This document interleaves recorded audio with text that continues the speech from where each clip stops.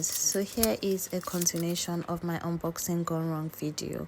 I reached out to the supplier where I got the backdrop from, and guys, they were so graceful. I sent them pictures and videos of how the backdrop got to me, and you know, they were so graceful. They offered to send me a full refund, but I told them that I really needed this backdrop for this weekend because I do have a setup coming up. And guys, it takes 21 working days when you put an order in for them to send you your backdrop, but they were able to cut out the backdrop for me and also assemble and send it out that same day.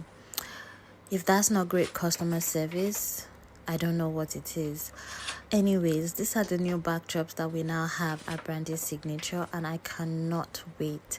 I really cannot wait to perform magic for your event with these backdrops. I'll see you guys in the next one. Thank you for watching, and thank you for your bookings and your likes and comments so far. Bye. High volume. Am I really